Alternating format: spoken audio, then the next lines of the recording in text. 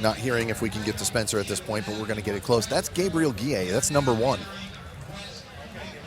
So we're going to keep that. But look at this. Arabi has now caught back up, so it's a very close race. This is going to go down to the wire between Gabriel Guillet, the defending champion, Nate, and Mohamed Arabi from Morocco. Okay, so I'm actually glad that I had that wrong, that he was in the T-shirt, because it would have been a real surprise if Gabriel Guillet was not in this race. So it looks like he is now in the lead, holding off El Arabi. Oh, and he just made a kick. That is a very decisive move right there. Boom. It's like he turned on the jets all of a sudden. And if you're ever in that race, once that happens to you, it is tough to recover, because psychologically you take a real hit there. Oh, yeah, because he was like within a foot, and he was ready to overtake the lead, and then all of a sudden, Guillet turns on the jets, and he knows this is the place to do that because he ran here last year. Yeah, the familiarity with the course definitely helps you a lot. All right, we got to go real quick. I know this race is coming down to the wire, but we have to go to Gary Liberatore real quick. He has information from the Utica Police Department. Gary?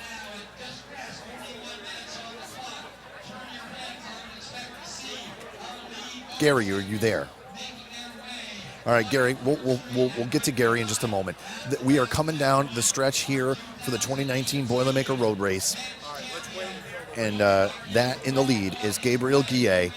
Right behind him, and not right behind him, is there a little bit of distance now, is Mohamed Arabi from Morocco. He's 29 years old. Guillet, 22 from Tanzania, would be the first Tanzanian to win back-to-back Boilermakers, as he was the first Tanzanian to win the Boilermaker last year. And it would cap off a really great spring and summer that he's really run well. He's had a few misses in a few races, like at Boulder, he was 5th.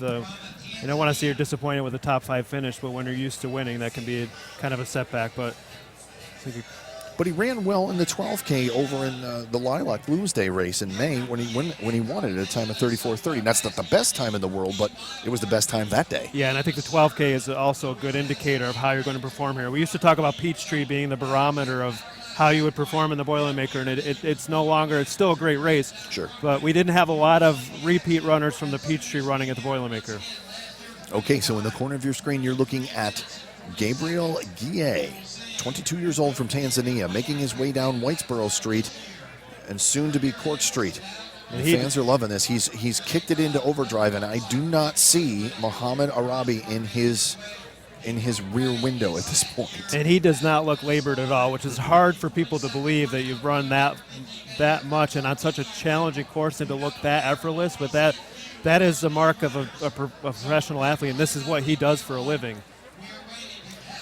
Exciting time, too, because it was about the 8.3, 8.4 mile marker where they were very close, and then all of a sudden he put the jets on. Coming into view right now, coming down Court Street, is your leader. But look at Arabi. He is putting on a little push here.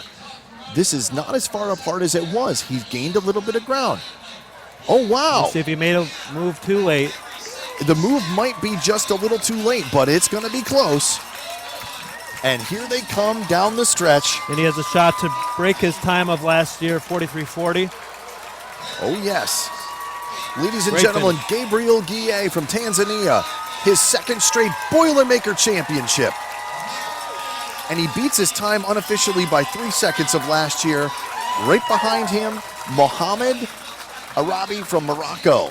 Outstanding race by these two gentlemen coming down the stretch. Boy, that was a lot of fun to watch. Yeah, Gabriel Guillet really benefited, as we see almost every year, he really benefited from the work of El Arabi, who paced it along and separated them from the rest of the pack. Those two only about 2 seconds apart, and here comes your third place finisher right now at a time of 44:07, and that is Peter Ndegwa from Kenya. Peter Ndegwa also had a good early half of the race, and he stuck with it. Outstanding run by these gentlemen. And that's number 24 who just came through in fourth. Stephen Sambu was also in that early lead pack. And we have our first American, Harun Lagat, who was a really great story. He's 35. He emigrated to this country and wasn't allowed to compete for the USA because of a rule of a transfer allegiance rule, but he runs for the U.S. Army team. Really great run. Say his name one more time. It's Harun Lagat.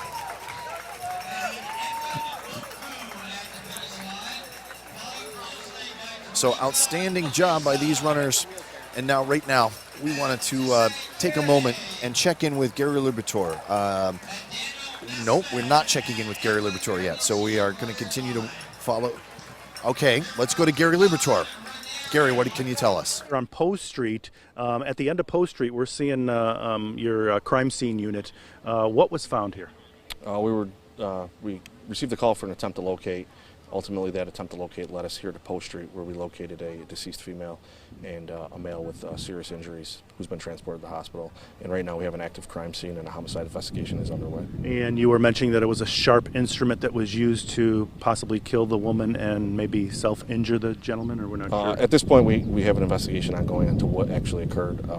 It appears that all injuries were from a sharp instrument, but right now we're still early in the investigation. And quickly, just the reason for the delay in the race. The reason for the delay in the race was to get emergency services and police personnel to this location. Because we're so close to Culver Ave. Correct. Good. And have you found a weapon? That's part of this investigation at this time. Like I said, we got a crime scene. Our crime scene unit just showed up, and they'll be processing the scene as we talk. And one last question. What led you here? Who called? And how were you led to this? At this point, details of the call and things like that, we're still early in the investigation, so at this point we're not going to release any information. But it is believed the two were involved in a relationship of some sort. It's a possibility. We're working to confirm all that. Okay, thanks, Brian. No problem. Again, we do have a female deceased and a male taken to the hospital with severe injuries, possibly self-inflicted, but we're not sure yet. The investigation is still going on. Steve and Kristen, we're going to be staying on the scene here. If we do get any more information, we will pass it along. Reporting live in Utica, here at Liberatore. News Channel 2. Back to you, Steve and Kristen.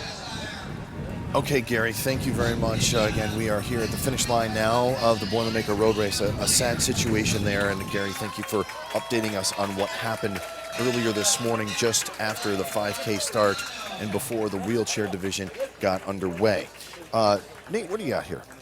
We had, looks like overall the best performance we've seen from Americans in a while. We had 3 Americans in the top 10. And we just saw Abdi Abdurrahman come in as the top masters. We thought that would be a great matchup between Abdi Abdurrahman and Kevin Castile, but as we mentioned before, Kevin Castile couldn't make it this year. Mm-hmm. He's been a perennial Masters winner, but looks like it was just Abdi's race today. And we are standing by here at the finish line waiting for the women's champion to come through. We haven't heard much about this women's division other than that Mary Wasera, who was looking for her 5th Boilermaker win, did not come this year due to recuperation time from her last race. So we're waiting to see we're going to have a brand new champion next coming up shortly here.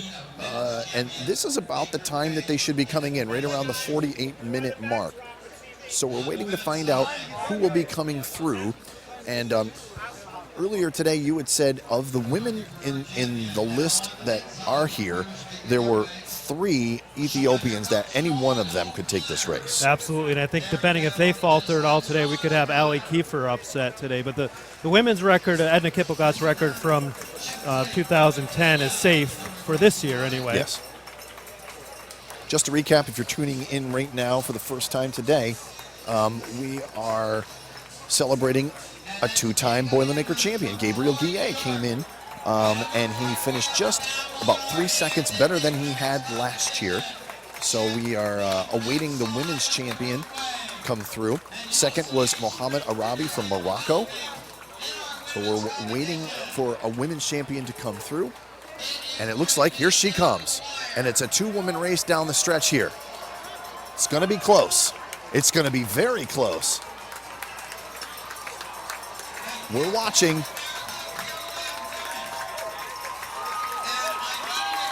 And your women's champion, number 32, and that is Carolyn Rotich, 35 years old, from Kenya. Carolyn Rotich, your Boilermaker women's champion. First time. So I did not pick Carolyn to finish in the top 3, but again, we said that the women's race was kind of wide open, and she's had a great year. She won the Beta Breakers at 39.28. That's a 12K. And won the Garden of Gods 10-mile or 57.25, and actually ran the Boston Marathon and finished 6th. So not a huge upset, but just a little different than predicted. And one of the women's winners, well, that's the women's winner right there. The second place finisher is sitting down now and being attended to by the medical staff. We want to take a look at her and see how she's doing. And this is, I have to say, Nate, this is some of the first time I've ever seen some of the elite runners just almost collapse here at the finish line. Could the humidity be a factor? Absolutely. I think what looks like happened on the women's side is that they pushed each other a little more, that they had a tighter pack in the women's race. So it looks like they put forth a little effort. Their times are a little faster than last year, so I think they had a bigger pack. You saw the men's race separate a little sooner, but the women, I think, stayed together a little longer. And you saw the sprint to the finish. So they put all of the effort out there. I'm not saying the men didn't, but looks like the women ran a really outstanding race. Oh, absolutely. In fact, they did. Carolyn Rotich, it was a last-minute kick that got her that championship. And she's walking by our station here at the finish line as you're looking at Valley View. Boy, that sun's out at Valley View right now, and fortunately, there's a lot of shade up there, so that's a good thing. But very exciting time here in the Boilermaker Road Race. A new women's champion and a repeat men's champion. If you're just tuning in here, News Channel 2's coverage of the Boilermaker Road Race. So an exciting time here. And Nate, I thought the men, especially Gabriel Guillet, ran a very, very smart race. Stayed together with the group and knew exactly when he needed to make his move. Yeah, and that comes from racing all over the country, and also comes from having come here and understanding where the moves had to be made on this course. And looking at Carolyn Rotich, and one of the reasons she didn't stand out to me initially, and didn't until she won, is that her best time in a 15K is 51:18. She ran almost a 2-minute PR here. So that's a huge personal best for her. And we tend to think those that win the Boilermaker are a little bit younger because they have fresher legs. But let's not knock experience. She's 35 years old. She knows how to run a race. And with someone like Mario Acera totally out of the picture, she can run a smarter race because she's done this for so long. Yeah, and I think that's where the marathon experience comes in, because you just have tougher runners. They may not be as fast anymore. They may not be able to run the fast 5Ks, but they can hold up in a marathon. And this, even though this is much shorter than a marathon, it has a lot of the same challenges. What's really cool about this too is that, you had a pack of 1, 2, 3, 4 women together.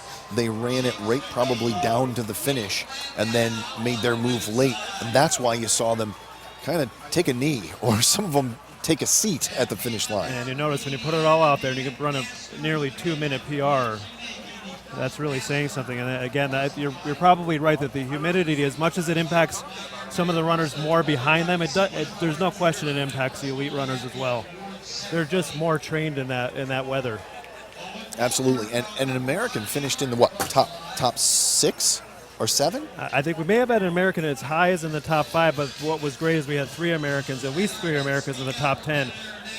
We had a great finish a few years ago from an American, but this is the top American finish overall. And if you look at this right now on your screen, you see the finish line in the corner, and these are some of the great local runners that are coming through. But look at that sea of people in the golf course right now. This is the major part of this race. These people enjoying the shade up there in the golf course when you can, because the sun has come out and it's humid. So we could see some issues as we get on in this race with people, because we're not used to the humidity around here. We really haven't had a humid summer and a lot of humid time to run and train. Yeah, the weather has been kind of sporadic throughout the spring and summer, and that's the key training time. So yeah, they haven't had a lot of days, really great days to train and simulate this kind of weather. Again, it's more comfortable than it would have been a week or so ago, but that humidity is probably more so than temperature is really a runner's enemy. And the other thing that's a runner's enemy is Burstone Road, because that whole road all the way up to the top is pure sunshine, and it's beating down on you. I mean, you see a lot of guys that started off with T-shirts or singlets, they're taking them off. You're seeing a lot more. I think you're going to see a lot more people take water than maybe they normally would, because you don't have that nice low humidity, cool breeze behind you. And I think the elite runners were able to get through Burstone before the sun really peaked through, so now these poor people are suffering for the sun now. And that's a great point. We saw a lot of shade until they started that downhill on Champlain Avenue. So that was where right at that top there, it was a 4-person race, and I know Spencer was watching this when it came through. Then they made that turn, and that's when the 2-man race took over. And that's exactly the race, I'm sure, Gabe, if you had asked him ahead of time, that's probably exactly the race he would have wanted. Absolutely. So, recapping real quick, if you're just tuning in here to News Channel 2's coverage of the Boilermaker Road Race, Gabriel Guille from Tanzania won back-to-back Boilermakers. This was his second straight Boilermaker win, beat his time last year unofficially by about 3 seconds. Right, Nate? Yeah, and I think he was helped again by the push from El Arabi. And when you see the other runners do the work, and then you run it smart and finish, and that helps you move your time a little faster. All right, we're going to take a quick break, and when we come back, we'll kind of recap and wrap up our version here of what we're doing, and we'll eventually bring in Kristen and Steve to get you through the rest of the coverage shortly. Steve says, no, I'm going home. No. And we'll be right back as you continue to watch News Channel 2's coverage of the best 15K in the country. Stay with us.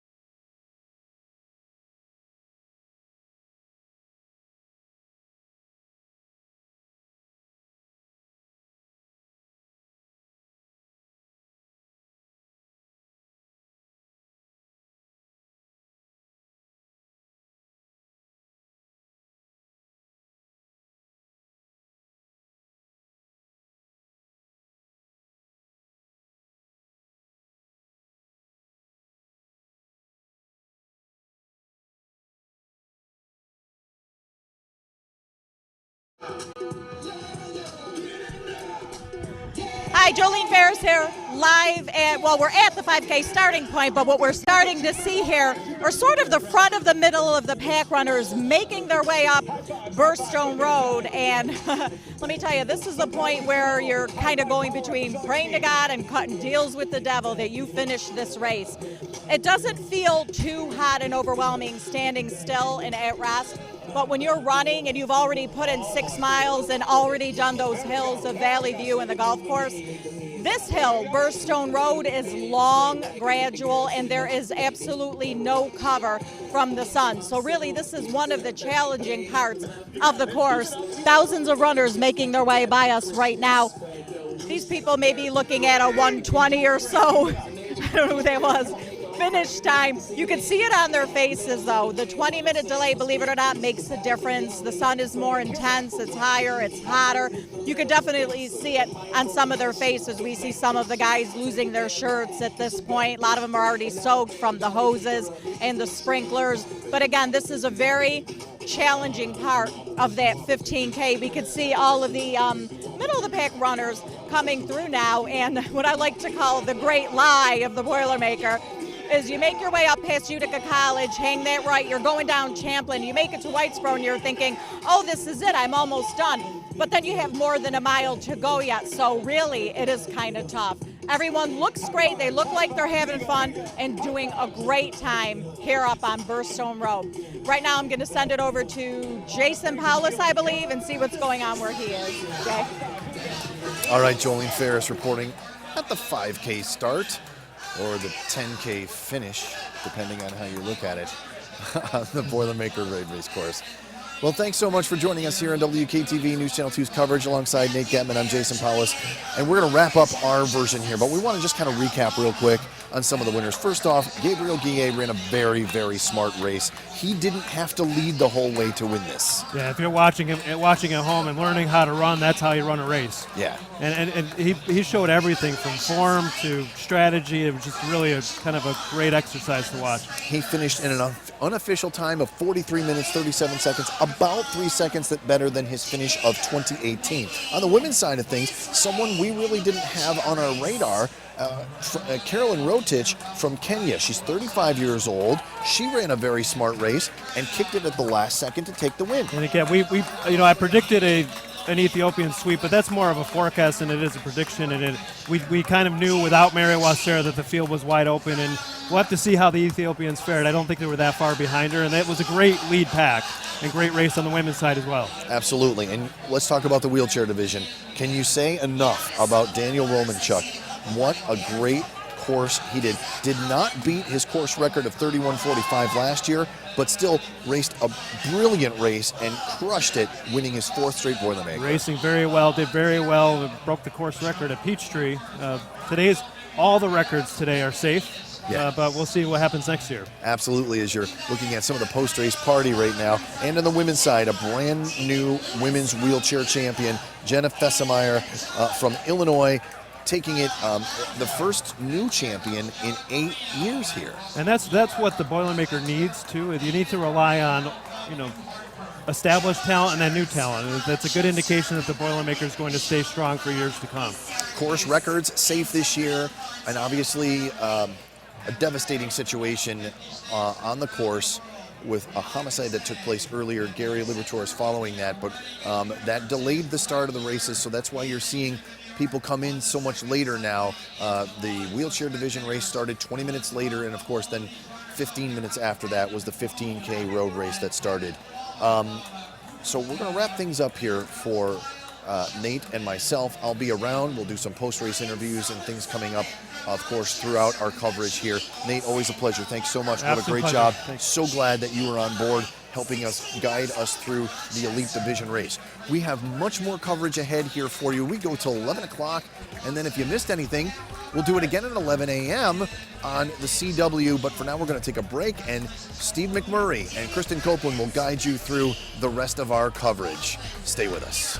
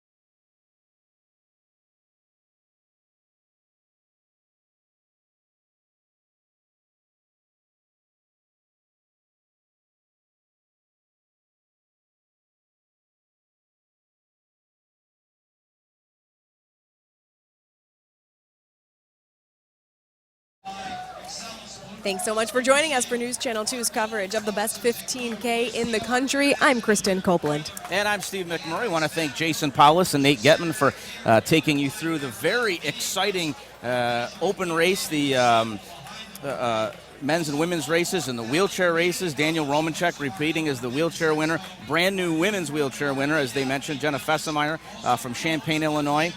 Your big winner, Gabriel Guillet from Tanzania. And Caroline Rodich from Kenya. Don't have her time yet, but those are your women's. That's your women's winner, Caroline Rodich. So that women's race was tight. Yeah, that was a very close race. And and Jason made a good point.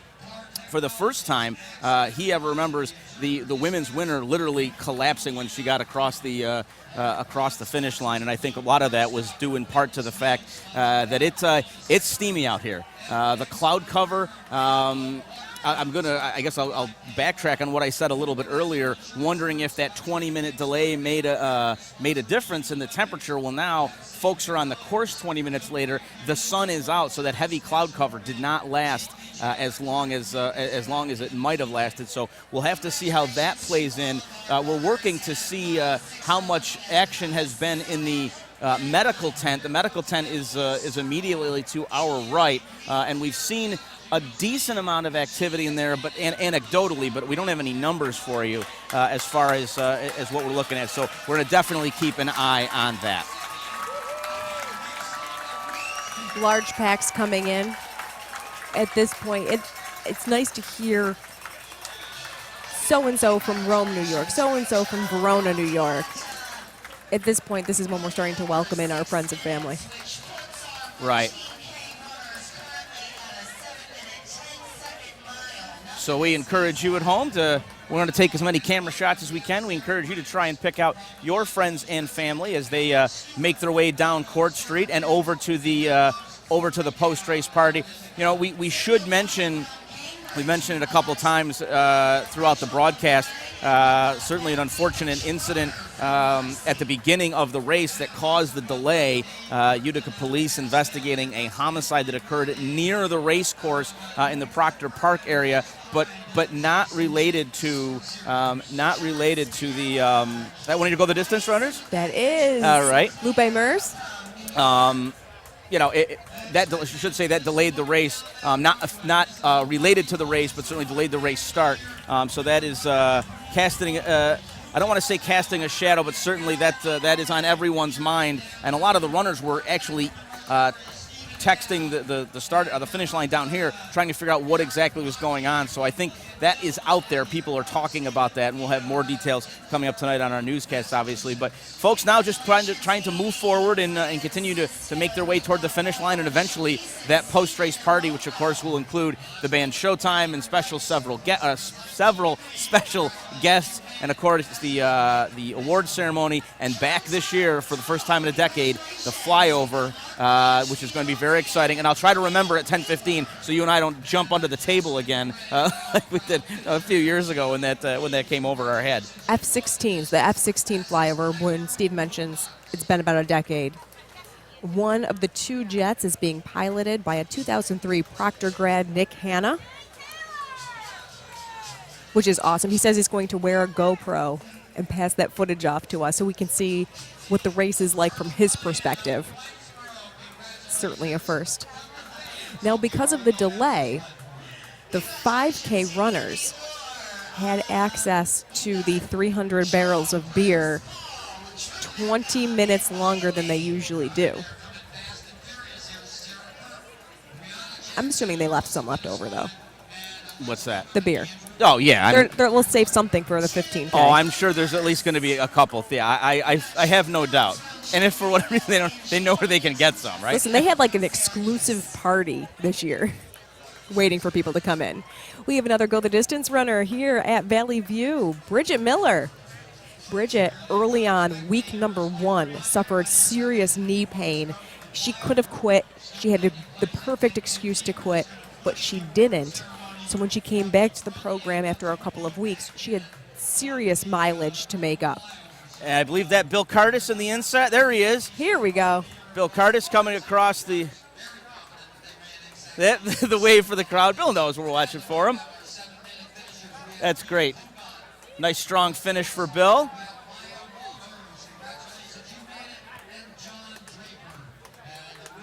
Look at that shot. He's Yeah, so there's- happy. Yeah, you know what? He's amazing. Can I just tell you that?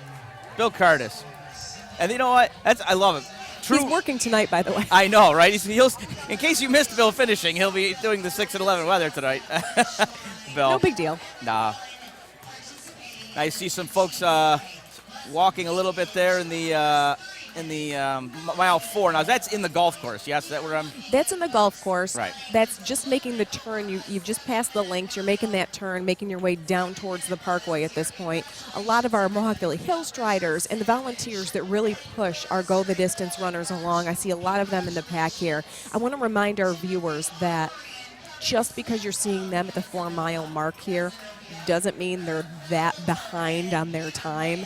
It's because they were so far back in the starting pack. Like, when you're a first-time runner, you were as far back as you could possibly get in a corral, because the more experience you have with the Boilermaker, the further up you move up. In this case, these are people who started way in the back and didn't even reach the threshold of the start line for a good 15, 20 minutes. Right.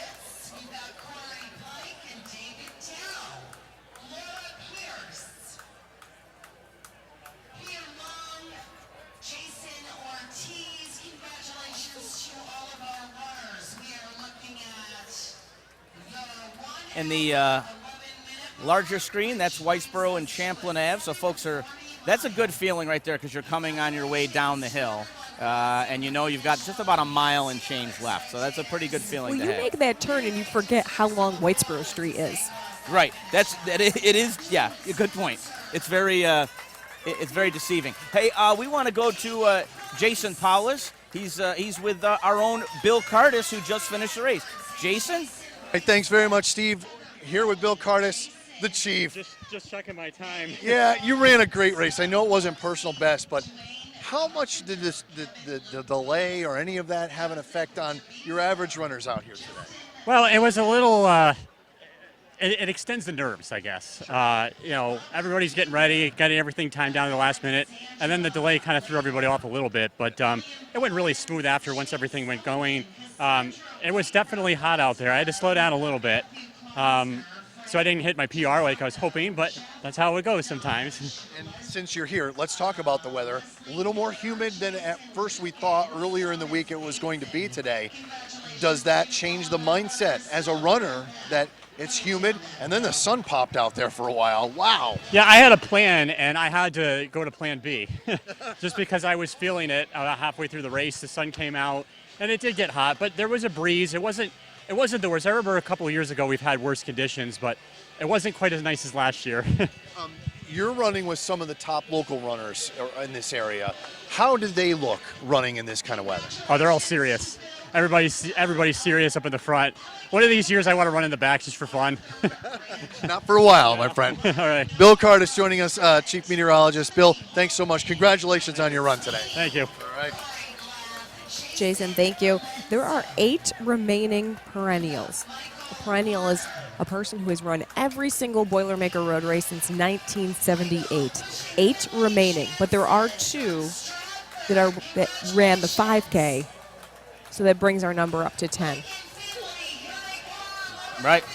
No, and that's amazing when you think about it. I mean, 42 years running this race every time. I mean, that's just crazy. And we mentioned Dr. Paul Albaum earlier, who finished a 5 and will turn 85 next week. I remember profiling him many, many years ago, as he was one of the perennials, and I think at that time he had run maybe either 20 or 25 of them. That's amazing. Yeah. The oldest 15K runner this year is Dylan Mayer at 84 years old. That's on the male side. On the women's side, Angel Carpenter at 81 years old. The youngest 15K runner this year is Wyatt Patterson. We have News Channel 2's Callahan Marshall live for us in the golf course in Valley View at the 4-mile mark. Callahan, good morning. Hey there, the last of the runners are coming up through Valley View right now. We are just past mile marker 4. Now, we did speak with a bunch of runners coming by us who tell us that this is easily the toughest part of the race, so what I predicted beforehand, but they do say that the views are beautiful and they love the downhill after. So And like again, these volunteers are doing an amazing job handing out ice. A lot of people are definitely asking for ice at this leg of the race, but like I said, the last of the runners are filtering through. We do have a couple walkers, but we are still stocked up on ice here. So I'm going to send it back to you, Steve and Kristen.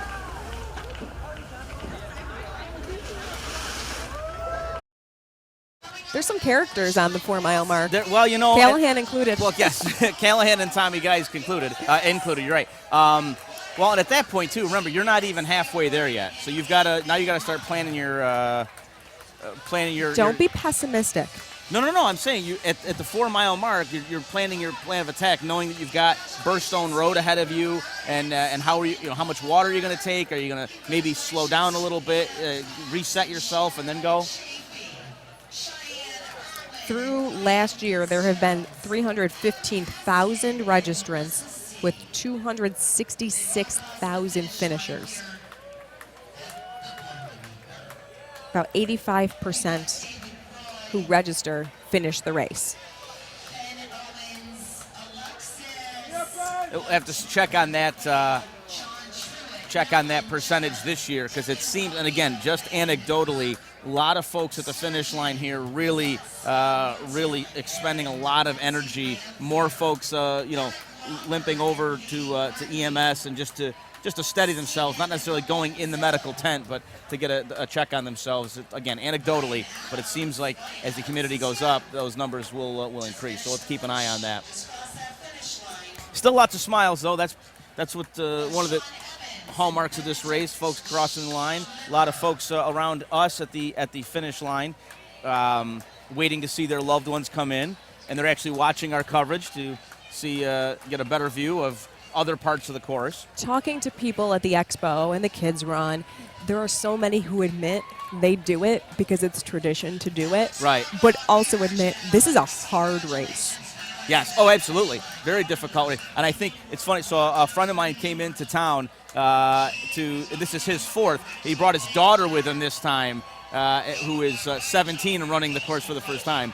And she said, "Wow, those hills on the golf course are pretty nasty." And I said, "Yeah, they are, but I'm sure they'll do just fine." It's a hard race. It's not flat. It's a mix of everything. There's some hills, there's some ups, downs, and we just had, not to interrupt you, but we just had, I believe, two wheelchair challengers just finished. Again, hard to gauge the time because of the delay. What time did they take off? I want to say it was about 10 after 8, so it'll be close. They needed to finish under 2:15. It's going to be close because 8:05. 8:05. Okay.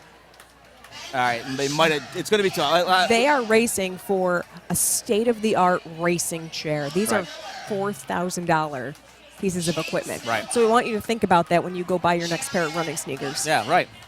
And so. But even if they don't win the chair, they finish the race. That's amazing. In a convention, standard chair. Exactly.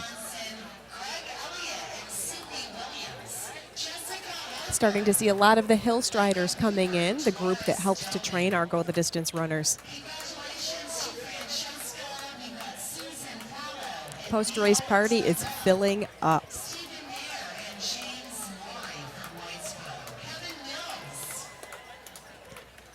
$300 barrels of beer being brought in for the post-race party. Our group should be pretty hydrated, though, because there were 15,000 gallons of water from start line to finish line given out. Right, and that's at the official water stops. That's not counting the neighbors and everybody else that comes out and hands everything out. Popsicles. Popsicles. You know, my favorite part when I ran it, the water was nice, obviously. The sponges were very nice that you could, douse over your head. But when folks were out on the Parkway and other neighborhoods with a garden hose over the street, I tell you what, that made all the difference. It really did.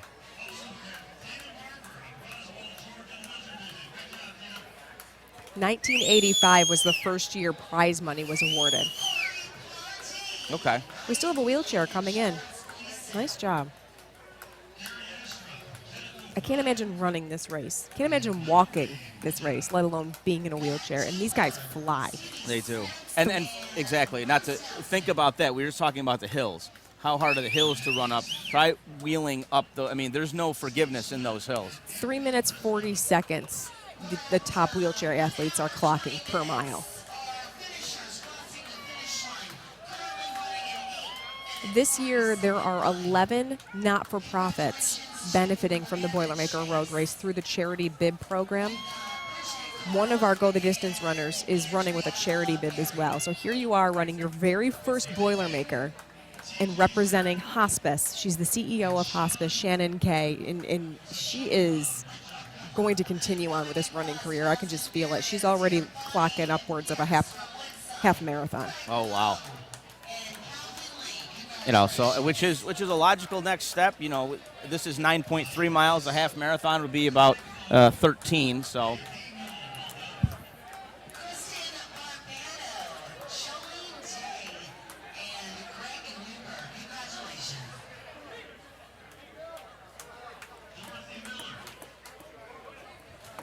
And now you see the sea of people starting to come down here to Court Street. They really start really going to fill up now, and that will now have and now we'll head over to the post-race party as they turn onto Varick Street.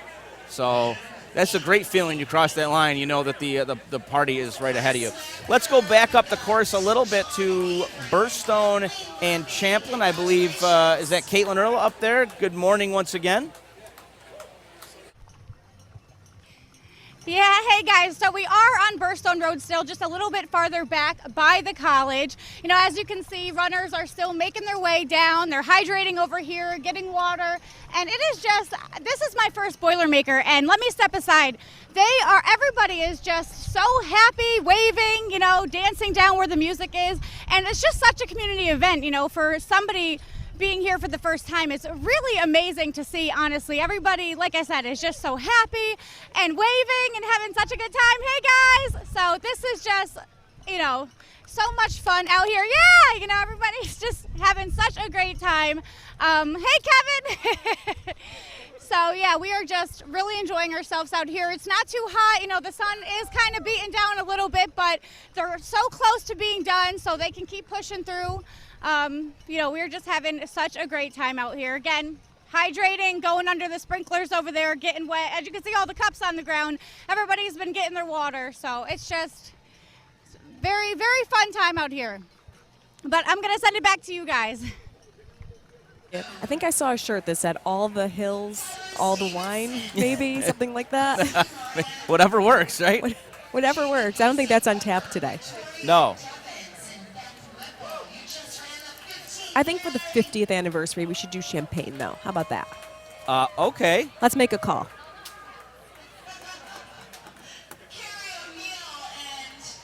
This pack coming in looks like the start line. They're that thick at this point.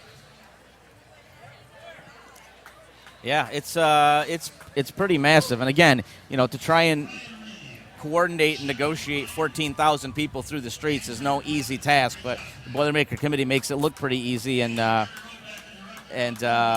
this is why it goes as well as it does. Certainly, their hard work throughout the year. They'll do a debrief on this likely tomorrow, and see what worked, what didn't, and modify it for next year.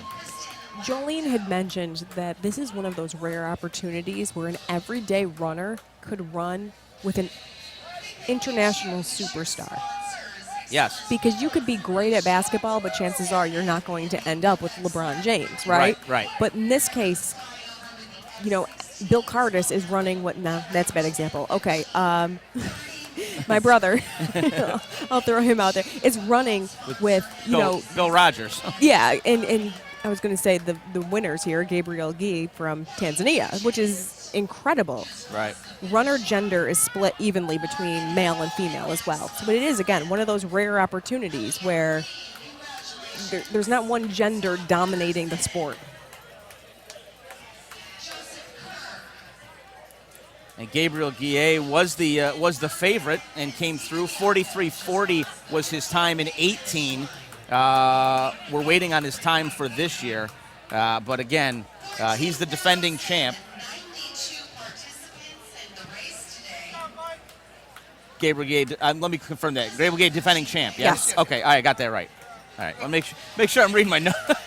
Very good. But we do have new winners New winners. on, the women's side, both the wheelchair and the runners. Correct.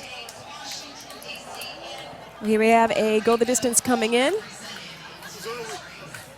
We are looking at Gaetano Legata coming in. I know his wife is standing by waiting for him. And I think the flyover may be I think they're doing a practice run or something. Just a little early, but that's all right. Yep, there's Guy Legata.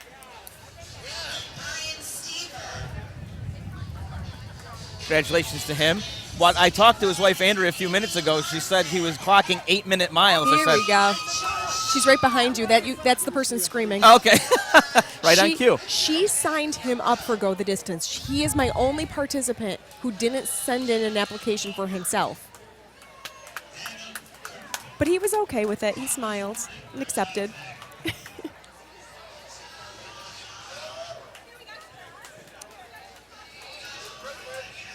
So congratulations. He is our first Go the Distance competitor for this year to come in. And again, in the larger screen, you're seeing Burstone Road and close to Champlain Ave. So they still have a little ways to go. The beer can. There's the beer can. UC can, yep. We'll see him probably 3 or 4 more times before the end of the race. Hard to miss. 300 more times. Oh, exactly. 300 barrels of beer at the post-race party, and he is one of them.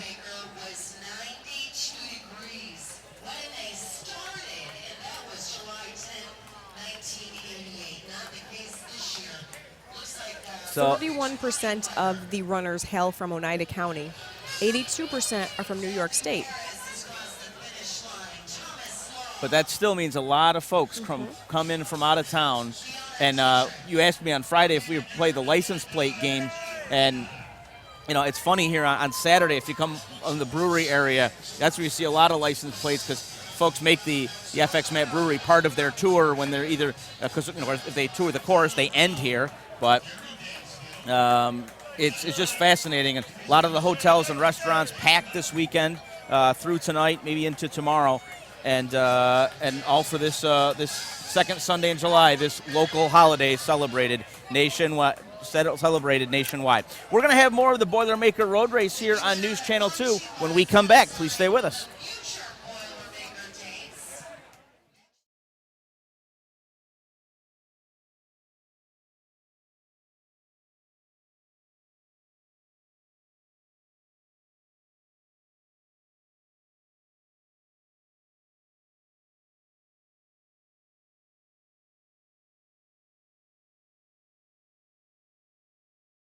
Let's see if we have a solution for your racing or cycling needs. And we're also proud to announce that we are sponsoring the Boilermaker this year. Call us today at 315-426-6771. Syracuse. Do you hear me at all, Lori? Do you hear me at all?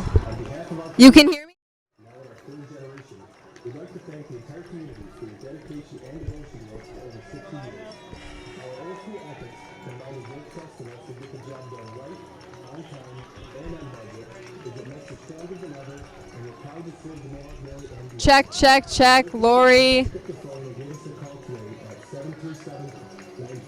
737-9462. Okay. Or visit us at Murphy Excavating. All right, yeah, Ben, start rolling on this one. They said they got me.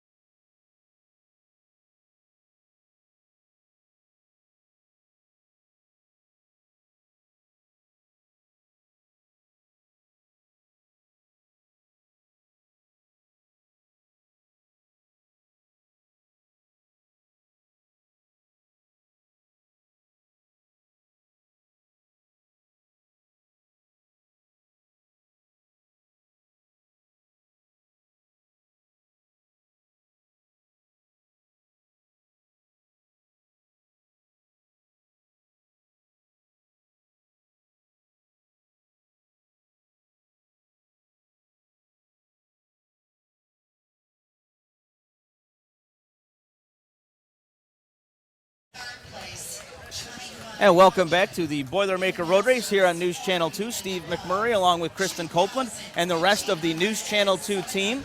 Lots of folks coming in now down at the finish line, making their way, completing the 9.3-mile course. And a little bit more overcast in the past 10 minutes, so the sun has not quite been beating down as it was maybe about 20 minutes ago. So hopefully that provides some relief to some of the 14,000 runners. Well, probably now closer to 8,000 runners out on the course, but still, lots of folks still out there. Seeing a lot more smiles, but yeah, lots of heat and humidity this morning, and folks are just pushing it to the end as they train so hard. But hopefully they're taking care of themselves as well. Lucas Russell, our honorary member of Go the Distance, just crossed.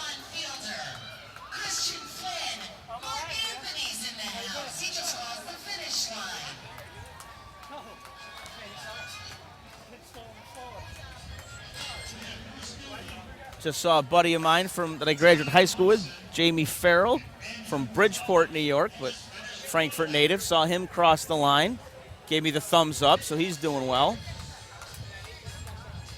Going to see who else I see in the crowd. I love seeing high schools, colleges. Again, they're bringing their alma mater to the Boilermaker course. We do have new medical stats as of 9:45 a.m. 20 people from the 5K were assisted and 30 people for the 15K were assisted, which is actually slightly fewer than last year. This is what we're being told. Okay. At this point, though, I don't know. Is this just the finish line medical tent? Is this just finish line medical tent? This is just the finish line medical tent. So we're looking to get statistics throughout the course as well. Right. But again, slightly fewer than last year. Right, and we'll see how these middle of the back of the pack folks are doing. Hopefully they took the proper precautions, especially with the delay there. I think Bill Cardis made a very good point. The delay certainly adds to the nerves and the butterflies, another 15 to 20 minutes of thinking, okay, let's get this thing started. Because once you get going, then you're on your way. But it's the anticipation / butterflies that may be an issue.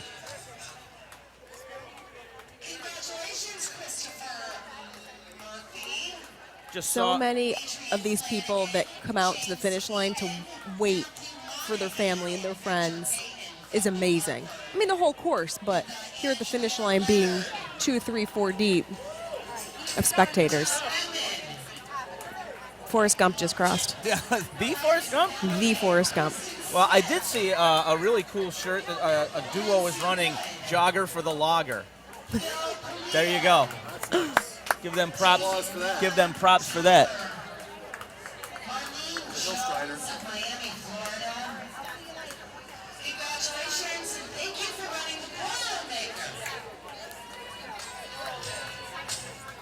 You know, just take it in.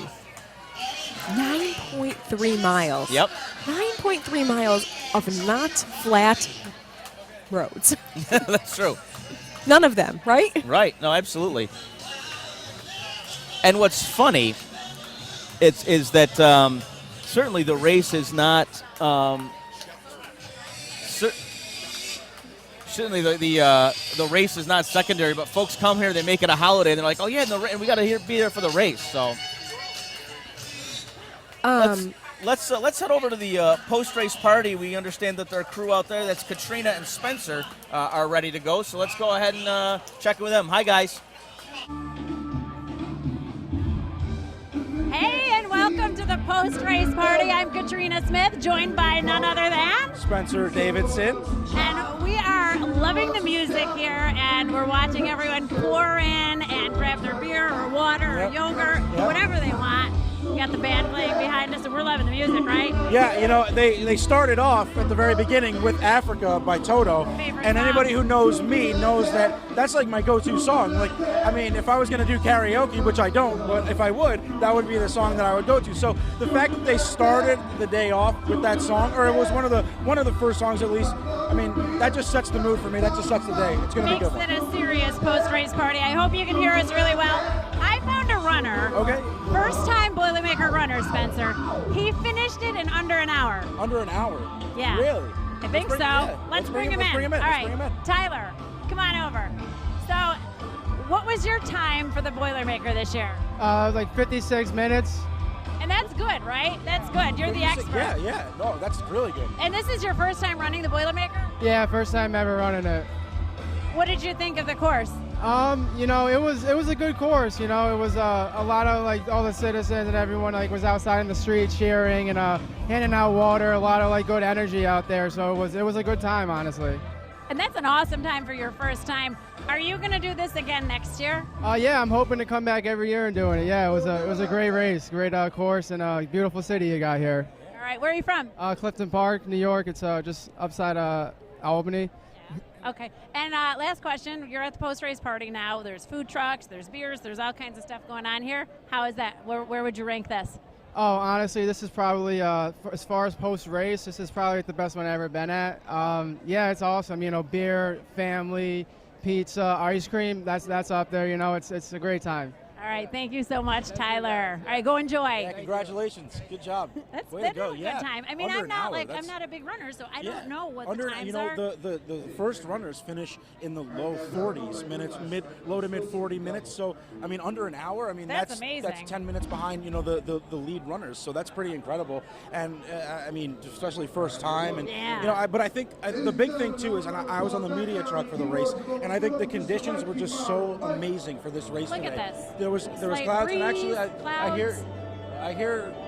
Sounds like they're getting ready to do the flyover soon. I think that's about 10:15. But yeah, the clouds and everything. It was not cold out, but it wasn't too hot out, and the sun wasn't beating down on the runners too much. There were certain pockets, like on the on the Parkway, where there were some sunspots. But really, I mean, the breeze was nice. It was just great conditions. Just A-OK conditions. Yeah. And as far as what Tyler was saying earlier about coming here, and he loved the post-race party, he loved the course, he thought it was beautiful. How doesn't it feel awesome when someone comes from out of town to our area, runs our race? I mean, it's not ours, but, you know, we feel like it's Utica's ours. race. Yeah, we feel like, I mean, everybody in the community feels like it's ours. And, yeah, I mean, people come from out of town, and they're so excited to run this. And, you know, and it is. It's cool to see, you know, that Utica really is the center of, you know, is the center of the universe on today's day. You know, everybody comes to Utica to do something, you know, special in Utica. So it's very cool to see. Friends and families come in, everything. So, where do we want to go from here, Spencer? Well, I don't know. Are we tossing a break right now? We're just okay. We're gonna keep talking. We're gonna because keep talking. Don't you cry no more. They're playing. And they're playing some Kansas right now. All right, I want to step out of the way. Okay. Because there's a lot of people here. You know, it filled up really quickly when I first got here about. Flyover. The flyover. Let's see. Get out of the way. There goes the flyover. That is cool. Now I think, let's see, it's not quite 10 yet, so these actually might be some practice runs. I'm not positive until the actual flyover. We were told that was supposed to be at about 10:15, so that's what I'm gonna go by. So it looks like they're just kind of taking some laps right now and just kind of get in the air and get going here. But that should be a lot of fun. And one of the pilots of these planes is actually from Utica, I hear. No way. Yeah. So one of the pilots of these jets that are flying over today is from Utica. So a lot of local flavor, not only on the ground today, but in the air as well. So that's definitely something that that's is very a fun cool, fact. very cool element to it. So Spencer, you're full of fun facts about the Boilermaker. Go ahead. Let's see what else you have. You know, I wish that I was able to have so much important information as I do the kind of sub-important information, I guess, if you will. Beautiful. All right, we're going to send it back over to Steve and Kristen. Steve and Kristen. All right. Thanks, guys. A lot going on out there. Not sure if that was the official flyover or if they're doing some circling, but we've seen the F-16s? F-16 several times, so that's cool because folks who might, be making their way through different parts of the course, they've got to see it a few times. I want to give a shout out to my college roommate, Sean Conley, staying with this week. He and his daughter Madeline just crossed the finish line 5 minutes ago. He beat her by 30 seconds, so that's going to be an interesting conversation later. But they are fine and dandy. Want to say, hey, what's up to all the folks watching us across the globe on the stream, WKTV.com.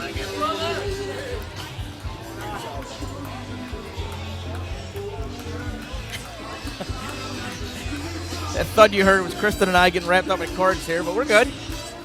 We're good. There's Alien Fire Chief Bob Paddock just crossing the line right now, looking good. He's retiring soon, as a matter of fact.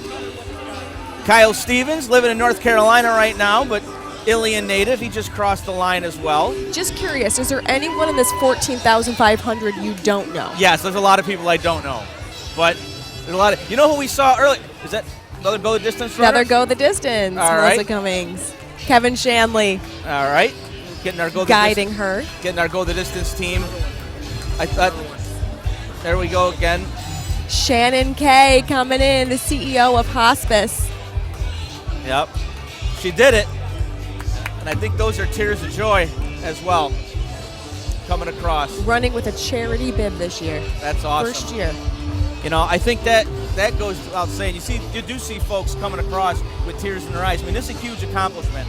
If you've never run this race, it's hard to put into perspective. But if you have run this race, you know exactly what I'm talking about.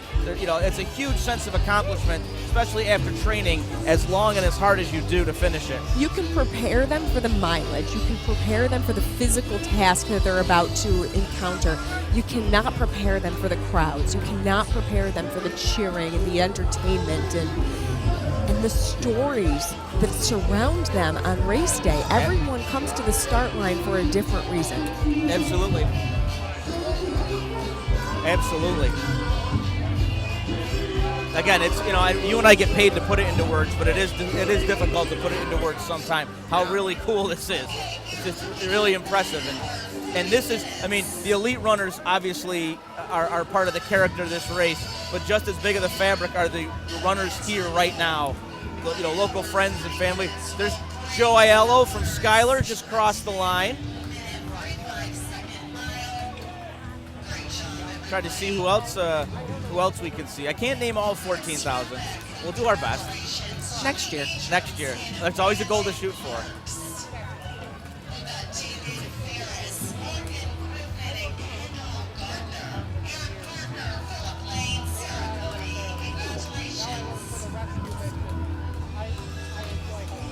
And now you see a lot of that pack at the finish line. You know what else is remarkable? That all these chips are coming across at the same time and tripping that. The technology is a wonderful thing.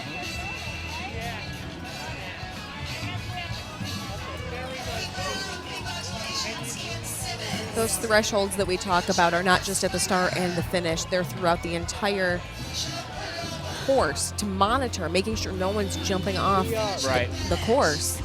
So your chip needs to trigger at every single one of those marks. Oh, wow. In order to be an official finisher. Wow, that's well, that makes sense. So no one cuts off a Culver Ave, heads down South Street, and picks up Jenny. There's Joe Wilsinski, Becca Landcastle. Wow, that's unbelievable. Becca, our former digital guru, just finished. Her 2-year hiatus when she had to work with us, she couldn't run the Boilermaker, but now she's back at it. Why just run one race when you can run two? Yeah. I mean, with these hill striders, they're not only training for the 12 weeks of the program, they're training year-round. So when you reach this point, and a lot of them do races throughout the country, but when you reach this point, this is the reason why they're running. The Boilermaker is the reason why they're running. Hey, let's go to Jason Powlis right now with one of our go the distance finishers, Shannon Kay. Jason? All right, thanks, Steve and Kristen, joined by Shannon Kay. Go the distance team member, first time out there, your first impressions. I am overwhelmed right this minute by it. I'm so excited and so ecstatic that I got to do this. I can't even tell you. All right, it was warm out there today, and you guys didn't have a lot of opportunities to run in warm weather getting ready for this race. How much was that for you? In the last couple of weeks, we had some warm weather, and thank God for Joe and the rest of the Mohawk Valley Hill Striders. We were well trained. All right, tell me what it was like out there with all those people cheering on, because as Joe Wilsinski always says to me and tells me, it's the training that's the hard part. Once you get to the race, it was easy. How much did they cheer you on and get you through it? The crowd is unbelievable. I mean, the support from everybody along the whole race. All of a sudden, I looked up and I was at mile 5.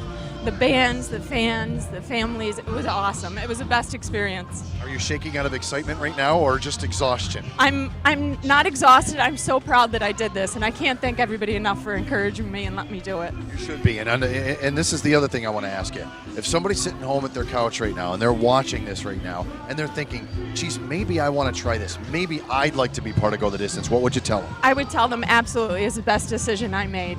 And I have to put a plug in because I'm the CEO at Hospice and I have a huge team behind me and they've been cheering me on. So thank you all. I bet you a bunch of them are watching right now. So congratulations. Oh, thank so proud of you. Congratulations. You did it. You did it.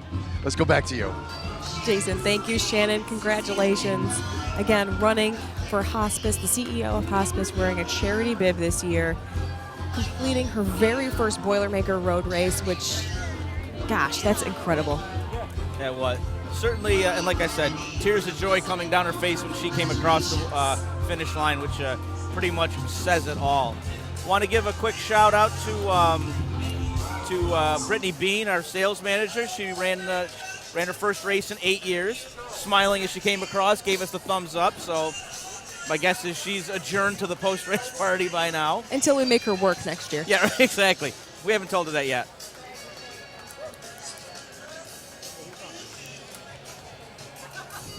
Joe Wilzinski, our head trainer, I'm not sure if I mentioned, he came in guiding a couple of his runners in, not Go the Distance runners, but the Hill Striders. Yep. They're a family. Well, and we said it's, official family or running family. This is a holiday, so you're with your family on holidays, and this is no exception.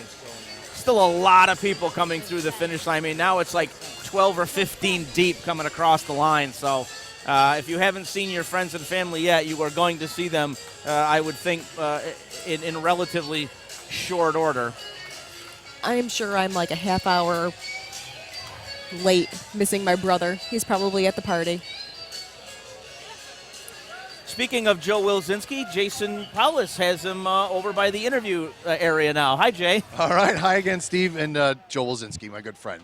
How are you? I'm doing great. This was awesome. Number 42. Straight. Now, he hasn't missed a beat, guys. He has not missed one Boilermaker for anything, and you've had every injury known to man. That's true, Jason. And today I started off a little bit tad too fast, so I had to get to my comfortable pace. So work within your training pace. That's a key right there. How was it out there? A little humid today? A little humid, but the fans, everybody around there supporting you, the start, it was simply awesome. How could they make this race better? I mean, just 42 years.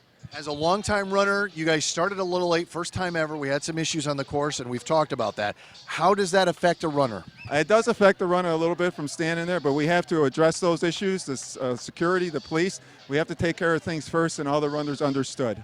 And that's great. And talk about this year's team. We've already got some coming across the finish line.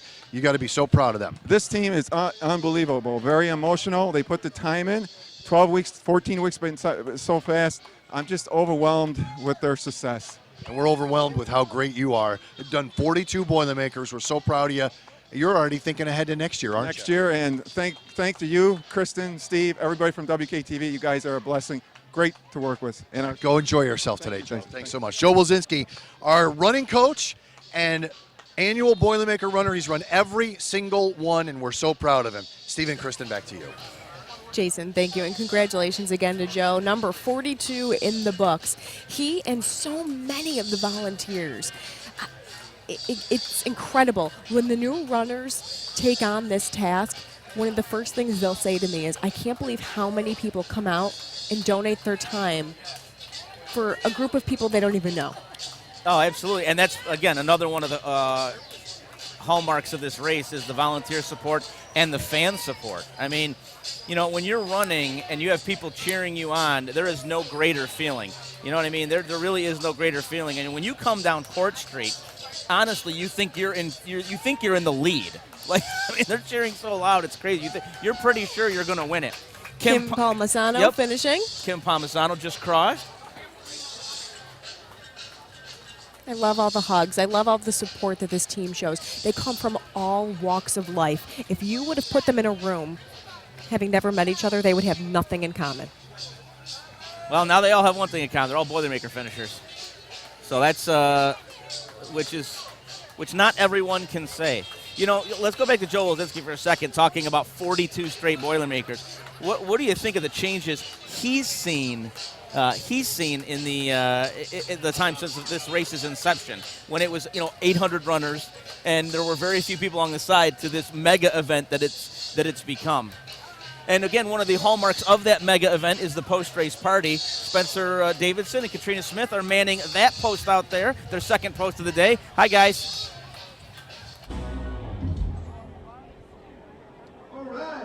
Welcome back to the post-race party, and We're vibing right now. really It's great. fun. Best one I've had so yeah, far. this is good. I mean, it's really packed over here. We're having a lot of fun now. We have an interview, and this is a really special story here. And come Really on over cool here story. for it. Come on Very over. cool. So, first of all, what's your name, bud? Chris Edick. Chris Edick. And where are you from? I live in New York Mills. New York Mills. And so you did something pretty special today. You not only ran one race, you ran two races. So you did the 5K, and then went back and did the entire 15K. What went into? How did you do that? How did that come about? So last year, me and my buddy Chris Brantley, we were thinking about doing this, and we were trying to figure out the logistics.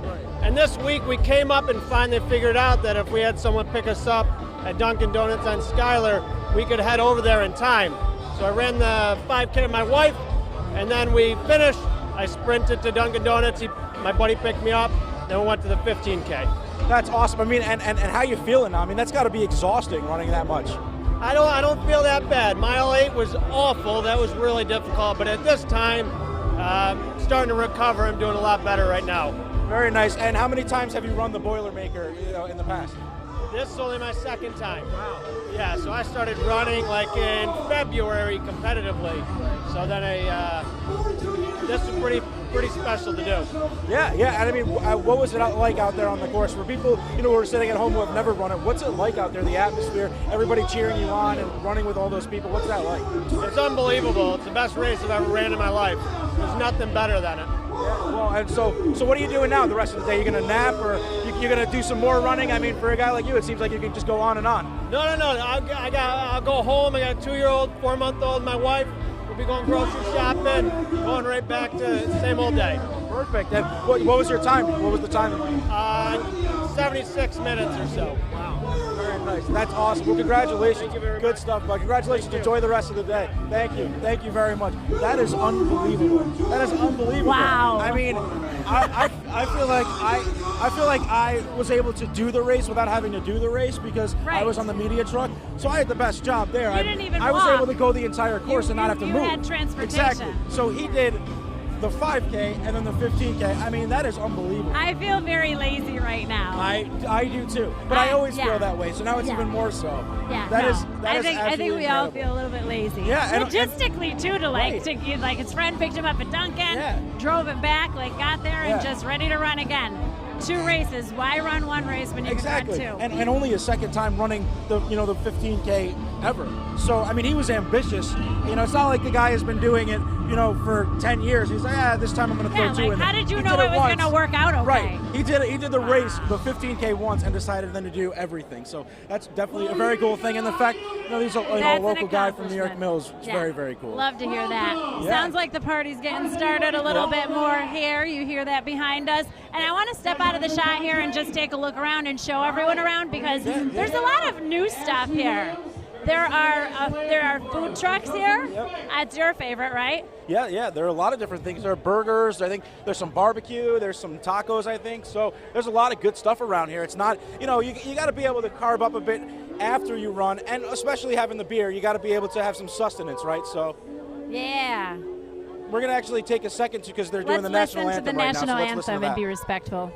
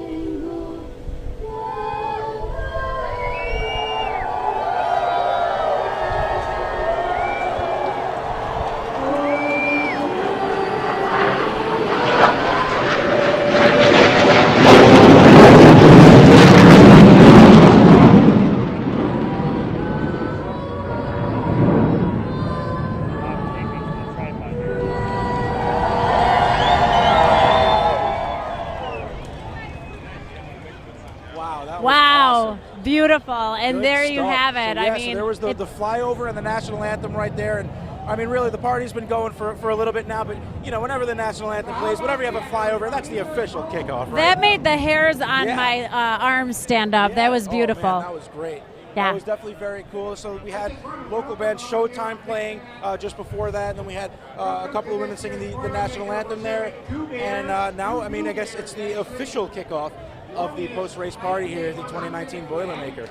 And the flyover, just absolutely wonderful. I mean, it moves you. It moves you, and it's fun to watch everyone. Every single person here, I think, had their cell phone out. I was just going to say, it's like, no, we don't experience things firsthand anymore.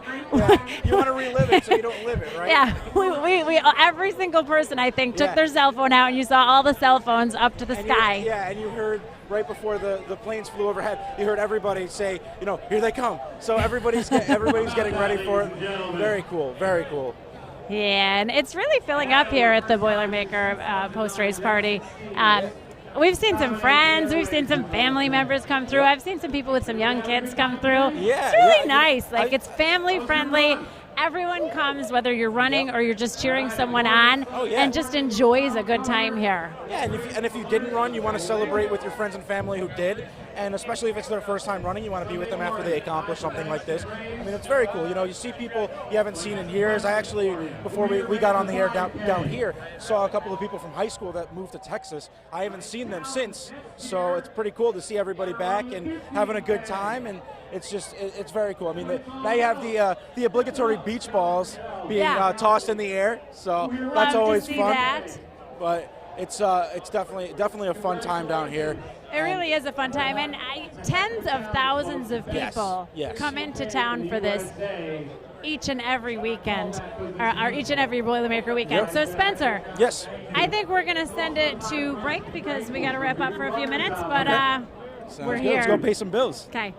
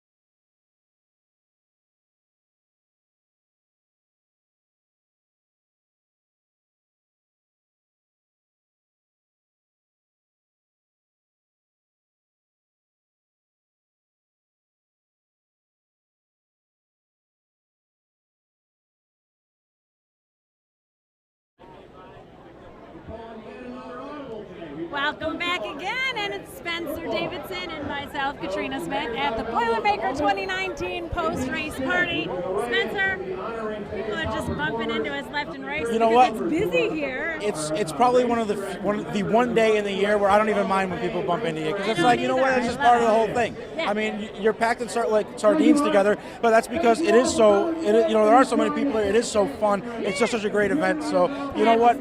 Come on, bump into us. We're okay. We'll be cool with it today. today. Come bump We'll be into cool us, with it today. everyone. Yeah. So a crowded field of runners coming down through Yes. here, and I was reading about running and racing etiquette. It was really interesting to me. You know, there's certain rules you're supposed to follow. Loving it. Hello. Yeah, like it was really interesting to me. Yeah. It's like, someone says, "Excuse me," you just like it's all about manners. Yeah. Yeah. Someone comes, they'll say, "I'm coming up from behind," and you just move out of the way. And Very different than driving. Very different than driving when you honk the horn, out of my way. So it's politeness. Running is politeness. And it's cool because you pick up new things each year about running. Like, I heard Nate Getman, our race analyst, talk earlier about the running form and how, you're supposed to have the arms close to your body but relaxed, the jaw relaxed. It's like when I run, I'm like clenched and, so I'm not a runner. You don't have good form. No, I don't have good form. And I don't know whether I don't like running because I don't have good form and I don't do it properly, or if I don't do it properly I'm going because to I don't like challenge running. you to try running with good form and do the 5K next year. We're going to make him do it, right? We can make him do it. That's a challenge, I don't know. Spencer I don't know. I don't Davidson. know about that. I think our mic's cut out right when that happens. Yeah, so no. I don't think You anybody all heard me. that. Spencer may run the 5K next year, okay? You Yeah, heard it right here at the Boilermaker post-race party, okay? Now that let is me do it. that is a big challenge. That is. Now, a big I challenge. have someone over here who, I'm sorry, who, See if we can tap her on the shoulder. hey, who ran the 15K. She's done it for the past 5 years. Local girl. This is Shannon. Shannon, This is my 6th Boilermaker. all right, what did you think about this year? I thought the weather was perfect, but I didn't run, so. It was so hot. It was so humid. I ran under every sprinkler. I got popsicles. I got orange slices. Like, it's awesome. How do you feel now? Better. Shannon's enjoying the post-race party. Did anyone run with you this year? They did not. I ran by myself. All right. What did you think? Spencer and I were just talking about racing etiquette and running etiquette when you're running in a race. What is different when you run in a race with a lot of people like the Boilermaker as opposed to when you're just running, by yourself? Well, there's just so many more obstacles to get around, which is why I like being little, because I just kind of maneuver around everybody. But it's harder. It's definitely harder. So you're not going for your best time. You're just going to finish. Yeah. All right. I want you to go enjoy the post-race party. So how do you think you did this year, though? Good? I think I got an hour, 24 minutes and change. I'm happy with it. I'm happy with that, too. Awesome job, and thank you for talking to us. Thank you so much. All right, go enjoy. Congratulations. Enjoy. Have fun? Very fun. Very cool. Yeah, I think this is about the point in time where if I ran the 5K, I would be finishing now. So. Yeah, I see one of our former coworkers. And, yes, I let's think bring he him in, wants Kevin. to come and talk. Come on, Kevin. Yeah. Hey, Kevin Montano used to work at WKTV. How many Boilermakers is this for you now this year? This is number 5. It's the 5th time running it. I had a break for a year when I was working at WKTV and I worked the race, which was such a cool experience to see it from the other side. But it's great to be back out there running again today. Very cool. And I mean, has it been something where every year, you've trained and you've been able to best your time every year? How have things gone for you? If only. I mean, this year I did. I bested my time from last year by a lot. It all depends, but it's just great to be out there. The community just comes out. It's incredible how much people support this race. Yeah, and I mean, for you, this was something I remember when you first really started training for the Boilermaker and doing the Boilermaker. I mean, you talked a little bit about how it was kind of like a life-changing thing for you because you were never really a runner, and now it's something that you're kind of addicted to and you really love to run now. Oh, absolutely. I had never run much until about 5 or 6 years ago. I ran a 5K, then I decided I wanted to run the Boilermaker, and I mean, since then it's just been more and more. I've done 5 Boilermakers, I've done a bunch of half marathons.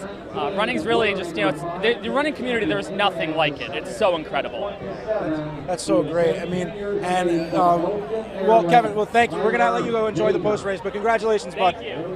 Go and enjoy the post-race party, right? That's what it's all about. Yeah, and it was so cool because I remember when Kev, first really started to run, like he was just talking about. I mean, he said it was like a life-changing See, thing there's for him. hope. Yeah, We're going to there's hope send it for me, over yeah. to Caitlin Erla, News Channel 2's Caitlin Erla. All right, we understand the mayor's in the house. Let's give him a big round of applause. Certainly the city of Utica looking beautiful this morning. And your mayor, I know. I'm like, was that on purpose or? What? So let's raise. You kicked him? That's how I got She him kicked set up. me. I was standing like this, and she kicked me.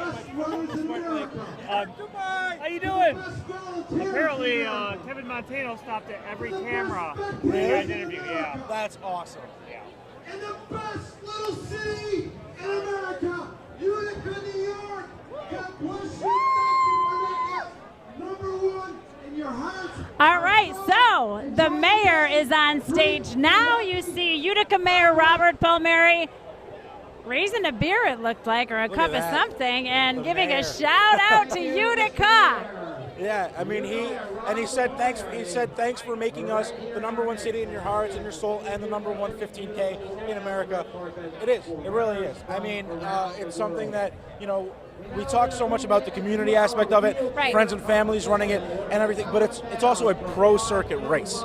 So you have people that do this for a living, that go around the country for a living, that go cross continents for a living to run, and this is a race that they circle on the calendar every year. And so just the combination of the competitiveness of the race, but also the community aspect of it really is what makes it so special. It really it's is a unbelievable. special race, and people come out to Utica for this, and it's the coolest thing. Yep. What else Gary and I saw at the start line, and you may have seen them along the race course. You saw the people that were coming along, and they're making the virtual running video.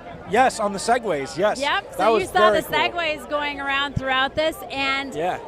they shoot videos like they've done races in Puerto Rico. Yeah. They've been in all these places across the country, and they came to Utica. I know. They came to Utica to do this. Yep. Like, I just, you can't get over that kind of stuff. I mean, No. that just is a testament to how big this race is. Yeah, absolutely. And it was something that they were talking to us beforehand, and I believe if I remember correctly, they said that they were based in Florida, I think, or somewhere down south. Somewhere down So down yeah, south. the fact that they come up here to do this race, I mean, it's got enough interest and has caused enough of a stir where people hear about it down there. National Yeah, attention. national and, attention. the need to So- make a national video about that. Yeah, So, yeah, cool. and so you can train I know. and feel like you're really on the Boilermaker course when Yeah. you get ready for the 5K. Yeah, right. Yeah, exactly. I mean, maybe if I take a Segway through the 5K course, I would do that because I've always wanted to ride a Segway, but that's got to be a cool way to get around there. I don't know that you'd be able to do that. I think you might I be don't better have, running. I don't have the balance for the Segway. No, I would don't probably want to fall have to over. clean up and Yeah, I know. I would be blocking all the runners. Kit. Yeah, no. Yeah, That wouldn't be good. No, that just wouldn't be good. suck it up and run the 5K next Yeah. year. Okay. A lot of people still bumping into us, but like I Yeah. said, in a good way Yeah. bumping into Sure, us yeah. because we love that everyone's here and we love that you're all having Yeah. fun and you're all like mingling around the Right. post-race And party. and in fact, I feel bad when people bump into us because a lot of times it's people that are trying to get through, the crowd with just holding 2 beers, and yeah. I'm the one that spills their beers. So You now- feel bad, So right? I feel bad. You so feel I bad. say I'm sorry, even though I stood still and they were bumping into me. It's just what happened. I'm a roadblock. I'm in the way. Everyone's having a riot here, though. Yeah. I haven't had a chance to make it over to the food trucks. Okay. Yeah, neither have I. What the Race is the name of the food truck court here at the post-race party. It's it's a spin-off of What the Truck. Yep. And it smells really good, so I know that there's good food on the food trucks. If anyone's watching and maybe they want to bring Spencer and I over a little snack, we're open to that. I'd be very open to that. We're downwind, so the smell is coming right towards us. Yeah, we can smell it. I smell tacos. There's definitely a hint of taco there. Yeah, fries. There's definitely fries. Something fried. And again, there's definitely burgers. I've seen people walking around with burgers, so everything looks so good, and it's definitely a cool element that they're bringing into it this year. Is is the food, because the food truck, what the truck and everything, Truck they've rally. become so big here. Yeah, exactly. So it's become such a part of the community now too. So to add that element here in with the Saranac and the Utica Club beer and everything. You really can't have an event without a food truck anymore. No. All right, we're going to take a little break from now. We're still here, though, until 11 o'clock.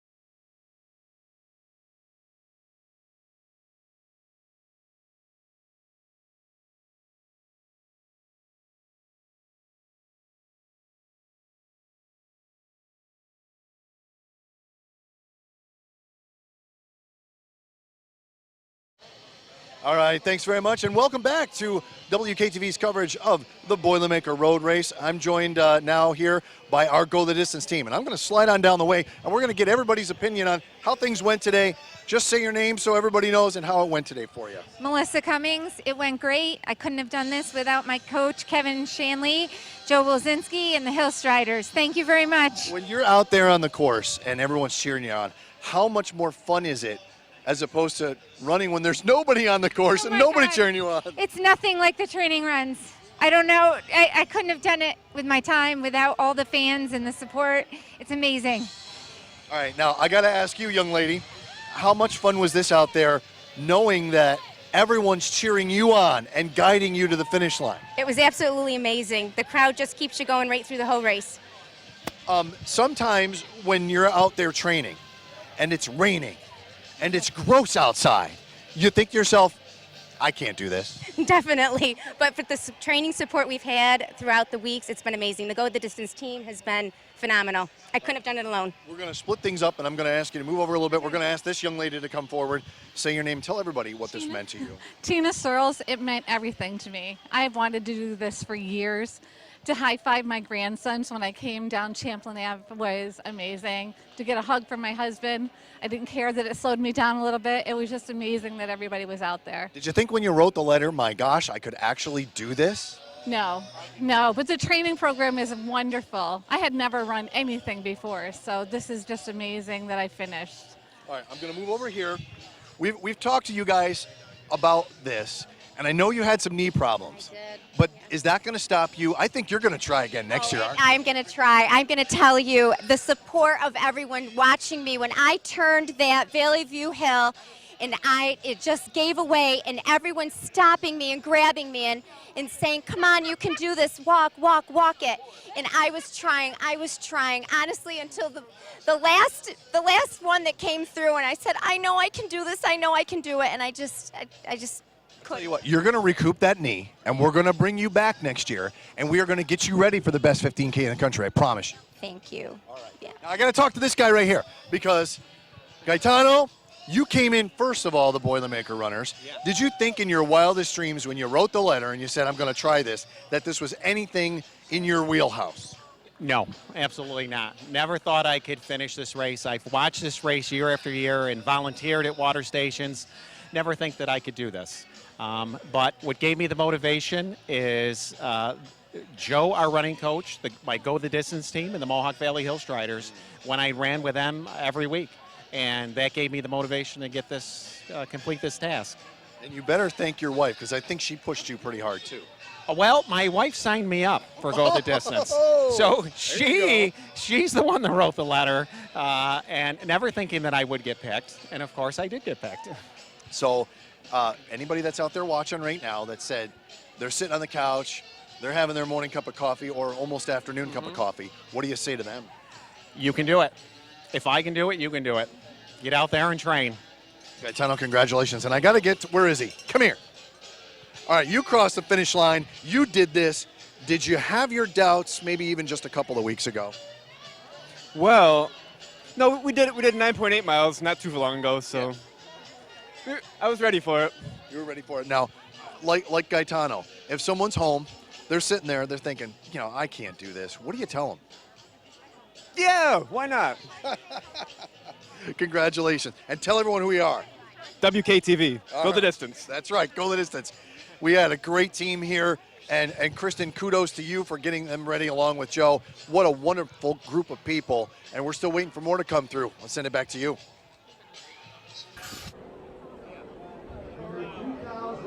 Welcome back to WKTV's coverage of the 2019 Boilermaker, and this is the 42nd running of the Boilermaker this year. And huge, and you know what?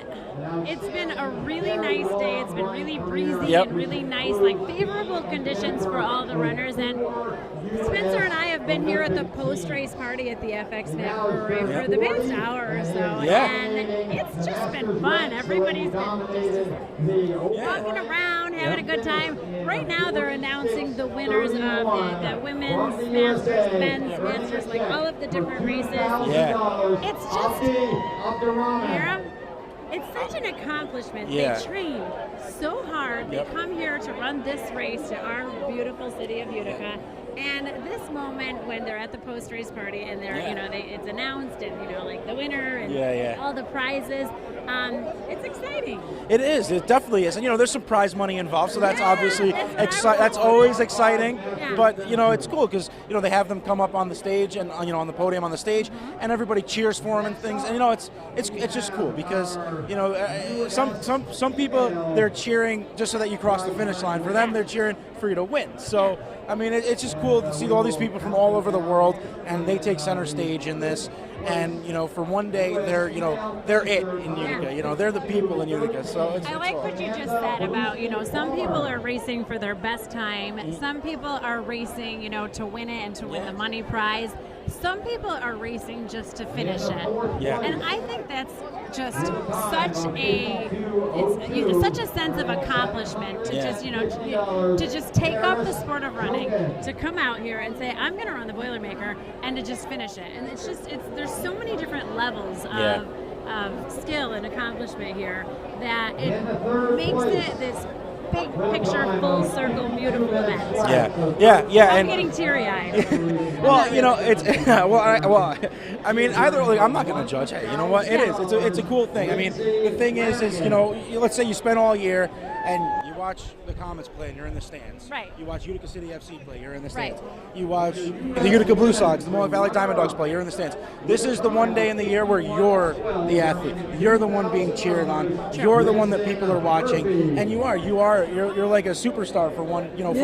For one day you just get that feeling like all eyes are on you. And I had a bunch of friends. We have a lot of people, our friends from the station, that are running today. But I also have some friends from out of town, and it's cool. I mean, they talk about the fact that it's just so cool. They're running over to kids on the side, giving them high fives throughout the race, and how to them it makes them feel good because it's like, there are people that want to watch me do something. Yeah. So it's so cool, and it's one of those things that it almost gives me enough of a reason to want to try to run it. But You're gonna do it. You're gonna do it next year. I already challenged you. Everyone heard it. It was on TV.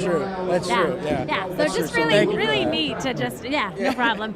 To see how much they're the center of attention, and then they're inspired. Yeah. And they're inspiring other people who are watching. Like maybe you're watching from the sidelines, and you see someone go through, and you're like, you know what? I'm gonna do this next year.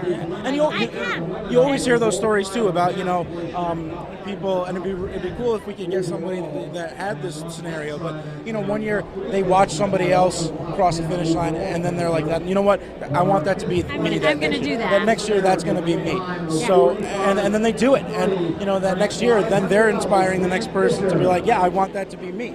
So, and it just goes. Yeah, it's just That's such how a it cycle, goes. and I mean that's why it's been able to become as big as it has. I mean, 42 years, and every And year it's just how gotten did it bigger start? and bigger. Because at the start line, I was listening to some facts. Yeah. We did have that delay at the start, and they were going over some facts. And when the Boilermaker started, the very first Boilermaker 42 years ago, not that many people. No. So just to see from how it's grown from like that very first run to now.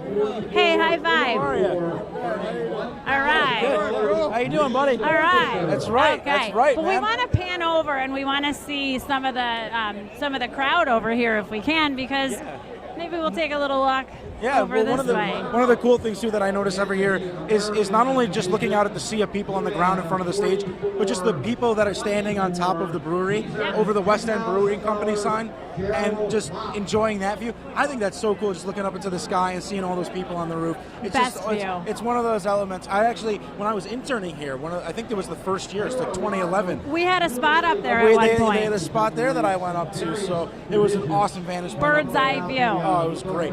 Just to see the sea of people down here and everything. So, I mean, there really isn't I guess there's no seats, but there's not a bad place to be in the house. No. But I always look up at the people on top of the brewery, on the roof, and I'm always like, that's where you got to be. Maybe one year we can convince them to have us go up there live. Yeah, maybe we'll do it again. But you know what, Spencer? There's a lot to be said with hanging with everyone on the ground here, you know? Oh, yeah. We're a part of the action, Absolutely, and we're a part of everyone down here. we can be right there and rub elbows with the people who, as they, celebrate their running of the Boilermaker, they grab their beer, they grab their food, they see their friends, the sweaty hugs. You don't get that from up there. It's a beautiful spot to be in, but there's a lot to be said for being right down here with the crowd and being with them and spending that time with them in the moment as they celebrate this huge accomplishment. Where else would you want to be, right? I mean, you want to be right here at the post-race party. This is it in Utica right now. I mean, this is the place to be. If you're not actually, here, one of the things this year, Katrina, that I noticed during the race, and I guess last year I did the media truck, this year I did the media truck. What I've been able to notice, being able to go through the course, are all the different signs that people are holding up and the funny signs that people have. And I mentioned earlier in the show that I saw a sign that said, hello, I'm cheering for you, random stranger. Just, because that's what it is. I mean, you might not know these people, but you still root them on.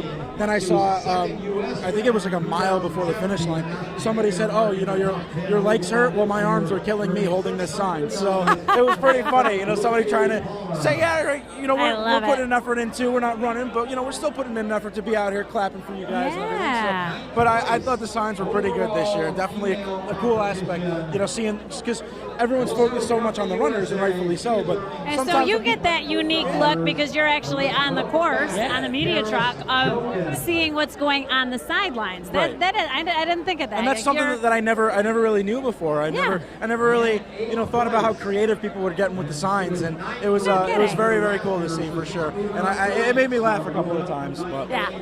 Well, a very good vantage point to be able to see it from that point. Definitely. Yeah, another story from on the tracks, as Gary and I talked to a couple of the wheelchair racers, right? So they had the delayed start, and you get nervy. Yeah. You get very nervy when you've prepared for so long and you've trained for so long, and you're like, okay, now this is it, and then it's like, oh wait, now this isn't it just yet, and it's like, I mean, I feel like I would have been like, okay, time to back out. I'm leaving. And we talked to 3 or 4 wheelchair racers, and all 4 of them said the same thing. They were just like, we're like, are you getting more nervous now? And they're like, no, we're just, we're relaxing, and then when they say go, we'll go. Yeah, I mean, that's the thing too is, I was right by when I was waiting for the media trucks to pull out onto the main street. We're on the side streets, and you see the elite runners during the delay, right? And they're running back and forth and trying to stay warm and get warmed up. None of them were concerned. They're professionals, and they were able to handle the delay because it's never happened before. They were able to handle the delay like the pros that they are, and they were able to just to still keep their head in the race and do the best they could. It was just so cool to see the way these people prepare mentally and everything. So it was very cool to see. We're going to take a little breather. We've been talking a long time. We'll be back after this.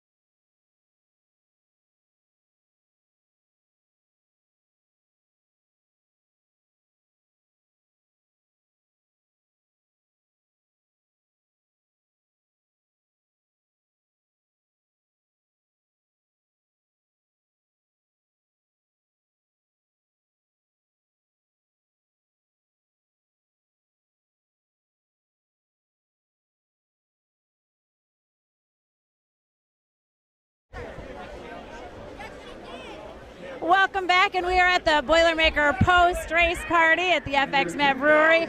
I lost Spencer. He's out meandering and talking to other people. Must be having a good time, or maybe he went over to the food trucks because I heard him. He was really hungry and nobody brought him food, so I think he went over to the food truck station. But over here I have a runner who I'd like to talk to, Roman, right? Yes. All right, a fellow Roman. I like to see my Romans in the race. So, did you do the 15K? Tell me about it.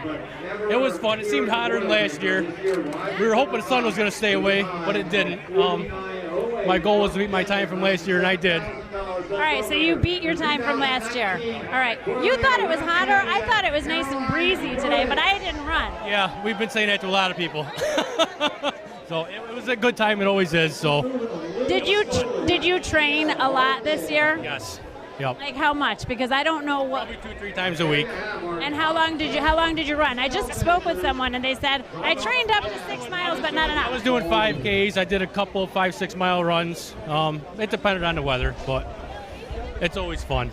But you felt prepared for it. Yes, yeah, I was prepared for it. All right. So. I'm going to let you go back and enjoy the post-race party. What's your favorite part of the post-race party? Right now. Having a beer, hanging out. Are you going to hit up the food trucks? Yeah, maybe. We'll see. Check them out. Tell me what's over there because I haven't been able to go and see them.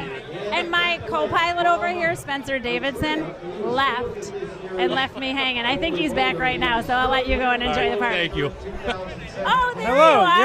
Yes. Took a little walk, huh? I did. I took a little stroll around to see some friends. What'd you see? So I went over actually to the EMT tent because those people I feel like sometimes are a little underappreciated just because we focus so much on the runners and what's going on during the race. But these people are obviously the first responders and the people that are there for runners who do get sick, who do get injured.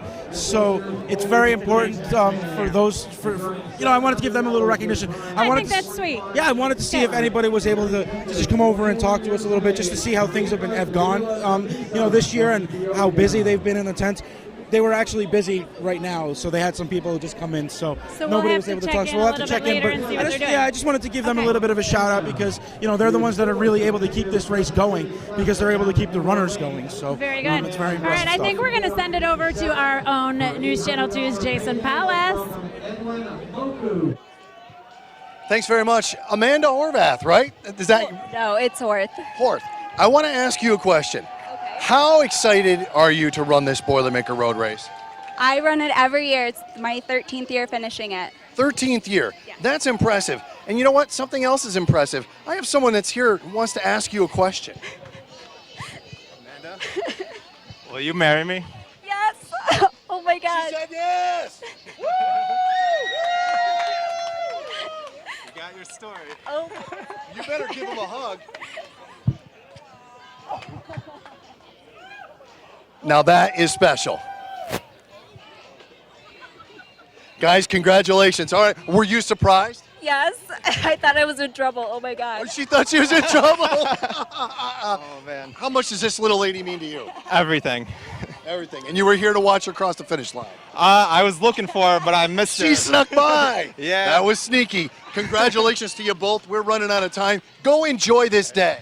Thank you. God bless you both. Katrina and Spencer, back to you. All right, awesome stuff. Yeah, back here over at the post-race party. Now we're in the very back of the post-race party here, but right now on the stage they're continuing to announce the winners and the prize money that they've won and everything. And it's cool because again, every time they mention a winner or they mention somebody who got into a certain spot, there's a roar from the crowd. There's a little bit of a cheer from the crowd. Awesome. And It's cool. Where credit is due. Yeah. I mean, everybody, a lot of people that are at the post-race party were able to run. So it's cool that, there are people who did run that are showing some respect to the people who, are the elite runners, who are the ones that are leading the way, so to speak. So it really is nice, and while everyone's having a good time here, Yes. they're, like you said, cheering on, and they're paying attention, and they're taking note because we do look at this. It's a serious race for the elite runners.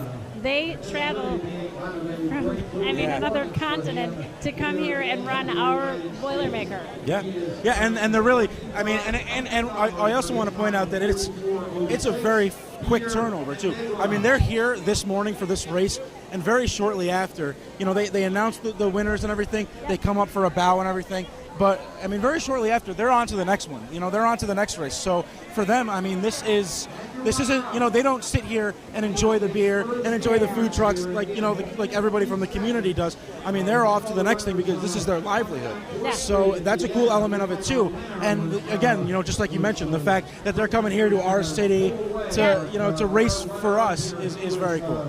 I love it. And I see some kids here, which I think is so neat that not just the runners come for the post-race party, their families come. They bring the kids along. Saw some strollers in here, and they're all, go ahead, you could go through. Future 15K runners Go here. too? All right. Yeah.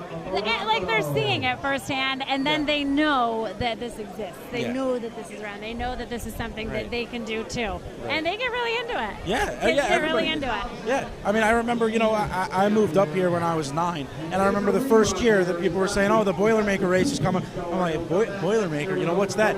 Very quickly you learn just how special this race is. And from then on, now we're the people, now I'm the person that's telling people about the Boilermaker, and they're like, what's that? It's like, you got to check it out. It's and to awesome. you, it's amazing. It's isn't amazing. It? It's so just cool. it's for you, it's like full circle because it's you're like, I'm standing here and I'm talking about this race. Yeah, it is. It's great. But I always say, I mean, like we got the best gig today. Is we didn't pay to run the race. We got paid not to run the race. So I'll take that.